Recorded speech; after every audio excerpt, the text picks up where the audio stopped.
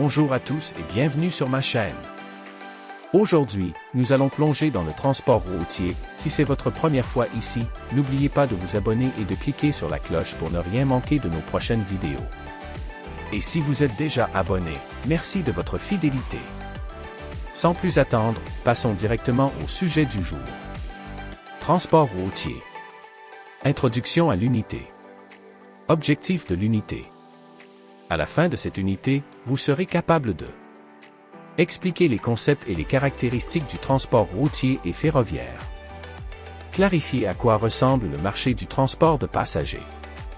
Analyser les limites de la structure routière et des embranchements ferroviaires. Bonjour, chers étudiants. L'évolution des moyens de transport de passagers est visible, avec un accent particulier sur le transport routier. Actuellement, nous pouvons voyager dans des bus à 2 étages équipés de sièges confortables, qui dans certains cas se transforment en lit, avec un dossier inclinable à 180 degrés. Il faut suivre l'évolution du transport ferroviaire dans le monde, avec l'avènement du train à grande vitesse, qui peut dépasser les 300 km/h, réduisant jusqu'à 5 fois le temps de trajet entre deux villes. Malheureusement, au Brésil, il n'y a toujours aucune perspective de disponibilité du train à grande vitesse pour les routes nationales, ce qui serait vraiment très important, puisque nous avons des dimensions continentales, avec de grandes distances entre les extrémités du pays. Dans cette unité qui commence, vous découvrirez les concepts et caractéristiques du transport routier et ferroviaire, couvrant toutes les particularités de ces modes, ainsi que leurs avantages et inconvénients, afin de pouvoir choisir le meilleur mode à utiliser en fonction de la situation. Vous comprendrez à quoi ressemble le marché du transport de passagers et quelles sont les limites, ou goulots d'étranglement, que nous avons tant dans la structure routière que dans les branches ferroviaires. Pour mettre en pratique tout le contenu qui sera abordé dans cette unité, vous serez le nouveau directeur d'une entreprise de tourisme qui, jusqu'à votre arrivée, était spécialisée dans la vente de croisières. Son embauche visait à diversifier les services à offrir, en apportant des options grâce à la combinaison de modes en proposant des packages complets et pas seulement en vendant des croisières. Les revenus de l'entreprise stagnent depuis plus de 10 mois, c'est-à-dire que l'afflux d'argent est constant, mais les coûts augmentent mensuellement. Les nouveaux services peuvent attirer un volume de nouveaux clients susceptibles de générer l'augmentation des revenus indispensables. Maintenant, ça ne dépend que de toi. Introduction à la classe. Quel est l'objectif du cours? Dans ce cours, vous découvrirez le transport routier. Objectifs généraux d'apprentissage. À la fin de ce cours, vous serez capable de rappeler les aspects introductifs du transport routier. Identifier la brève histoire du transport routier. Expliquer les types d'autoroutes. Situation problématique. Bonjour, étudiants. Êtes-vous prêts à vous lancer dans un grand voyage? Nous commençons une nouvelle section dans laquelle vous explorez le transport routier, en connaissant ses caractéristiques, les éléments qui composent ce type de mode, la structure existante pour ce type de transport au Brésil et comment le service est contrôlé et supervisé par le responsable. Les autorités. Vous avez certainement déjà utilisé ce type de transport, que ce soit pour vous rendre du domicile à l'école ou au travail ou encore lors d'un déplacement de loisirs. Pour rendre notre voyage plus intéressant, vous serez le nouveau directeur d'une entreprise spécialisée exclusivement dans la vente de croisières, au départ de ports du Brésil et de l'étranger. Pour le moment, les résultats financiers de l'entreprise ne sont pas rentables et il y a de fortes chances qu'elle doive fermer ses activités. Vous êtes arrivé dans l'entreprise dans le but d'améliorer les affaires et votre mission sera d'élargir le portefeuille de produits, qui se limite aujourd'hui aux seules croisières. Il convient de noter que la société a son siège à Sao Paulo et possède une succursale dans la ville de Curitiba. Actuellement, la société ne vend que la croisière, les déplacements vers et depuis le port étant à la charge du client qui achète le service. Comme principal défi, vous devrez proposer de nouveaux services ajoutant le transport routier comme mode d'itinéraire spécifique, ou dans des itinéraires combinés avec d'autres modes. Pour les nouveaux tracés routiers, quel type de service de transport routier utiliserez-vous? Quelles seraient les perspectives d'offre de nouveaux services? Le moment est venu pour vous de mettre en pratique toutes vos connaissances et votre créativité pour aider l'entreprise à sortir de la situation difficile dans laquelle elle se trouve. Un excellent travail à vous et beaucoup de réussite dans le défi. Introduction au transport routier. Saviez-vous que l'activité principale d'un service touristique est la clientèle voyageuse? Le service de transport doit donc répondre aux besoins des clients, ainsi qu'à la législation en vigueur dans le pays. Si l'on remonte au début du XXe siècle, au début des années 1900, la société Ford est apparue aux États-Unis avec la production en série d'automobiles, qui jusqu'alors étaient fabriquées à la main et avaient des prix élevés. Avec la production à grande échelle, les prix des voitures ont diminué, augmentant les ventes et permettant à un plus grand nombre de personnes d'acheter le produit. Au Brésil, la politique routière mise en œuvre par les gouvernements militaires dans les années 1970 a stimulé l'industrie automobile, qui a connu un nouvel essor dans les années 1990 avec la stabilisation économique et l'ouverture du marché brésilien aux importations automobiles.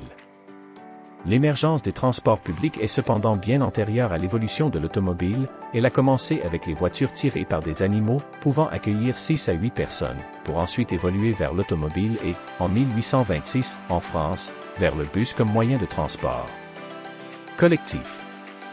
Au Brésil, en 1837, la première compagnie de bus est fondée à Rio de Janeiro, mais avec l'apparition des tramways en 1868, l'utilisation des bus pour les transports publics est laissée de côté et ne se renforce qu'au début du XXe siècle. Le transport routier a reçu un soutien dès les premières années de la République au Brésil au détriment du transport ferroviaire et fluvial. En 1920, sous le gouvernement de Washington Luiz, les bases du réseau routier brésilien furent définies. En 1970, les premiers bus à suspension pneumatique sont fabriqués, offrant plus de confort et de sécurité pendant les déplacements. En 1973, est introduit le tachygraphe, un appareil qui enregistre la vitesse des véhicules sur un disque. Cette mesure vise à offrir une plus grande sécurité aux passagers, puisque l'entreprise contrôle désormais le comportement de ses conducteurs au volant. À partir de 1976, il est devenu obligatoire d'installer des toilettes dans les bus parcourant plus de 75 km ou 2 heures. Pallard, 2002, p. 210. Le transport routier est le plus adapté aux déplacements de courte et moyenne durée en raison de sa vitesse de déplacement. Au Brésil, les autoroutes autorisent des vitesses variant entre 80 et 120 km/h. Un autre aspect important du transport routier est qu'il relie les passagers à d'autres types de transports, sans lequel il serait impossible d'utiliser le transport ferroviaire, aérien et fluvial. Et 10-10-128221, exemplaire. Entre décembre et février, le Brésil est la destination des navires de croisière du monde entier. À l'heure actuelle, il est très facile de trouver des offres pour les types de croisières les plus variés, donnant ainsi à un grand nombre de touristes la possibilité de réaliser leur rêve de voyager sur un paquebot. Cependant, pour opérer ce type de voyage, les entreprises de services touristiques doivent également se préoccuper du déplacement du touriste jusqu'au quai du port. Vient ensuite la nécessité de recourir au transport routier, qui reliera la ville d'origine à l'embarcadère où le navire embarquera. Ainsi, le mode routier, en plus d'être utilisé dans des itinéraires entièrement routiers, participe également à des itinéraires utilisant d'autres modes. À titre d'exemple, voir la vidéo Comment arriver et enregistrer les bagages au terminal passager de Santos, SP, qui montre les moyens que vous pouvez utiliser pour embarquer et débarquer des croisières à Santos, comme au H-Gare, 2019. Nous avons déjà vu dans l'unité 1 que pour faire fonctionner un système de transport, nous avons besoin d'au moins 3 éléments, le véhicule, la route et les terminaux. Le mode routier utilise les bus et les voitures comme véhicules principaux. D'autres véhicules peuvent également être utilisés, comme des motos, des camions et même des vélos, selon le type d'itinéraire à réaliser. Concernant les bus, nous avons déjà vu que les premiers bus sont apparus au Brésil au milieu du 19e siècle et que leur production dans le pays a commencé dans la première moitié du 20e siècle. Ce n'est qu'en 1950 qu'apparaissent les premiers châssis spécifiques pour bus, permettant de réduire les temps de montage. L'augmentation de la population et l'amélioration de l'économie du pays ont stimulé les services de transport. Dans les années 1970, il y a eu la crise pétrolière et le secteur automobile brésilien et mondial a stagné et s'est détérioré jusqu'aux années 1989. En 1989, les premières entreprises dédiées uniquement au transport routier et charter et au tourisme, et non au transport urbain de passagers, ont vu le jour. Plus récemment, on constate que le design des bus a également évolué, devenant plus futuriste, avec la climatisation, le Wi-Fi pour la connexion Internet, des prises pour recharger les téléphones portables et des aménagements pour l'accès des personnes à mobilité réduite. Et 10-10-128257 assimile. Le transport routier est le mode de transport de marchandises le plus utilisé, étant responsable du déplacement de 60% du poids déplacé au Brésil. En ce qui concerne le transport routier de passagers, ce nombre représentait environ 80% du total transporté en 2010. Et voilà, c'est tout pour aujourd'hui. J'espère que cette vidéo sur le transport routier vous a plu et que vous avez appris quelque chose de nouveau. N'hésitez pas à laisser un commentaire ci-dessous pour partager vos pensées et poser vos questions, j'adore lire vos retours. Si ce n'est pas déjà fait, pensez à liker la vidéo et à vous abonner pour ne pas rater les prochains contenus. Merci d'avoir regardé, et à très bientôt pour une nouvelle vidéo.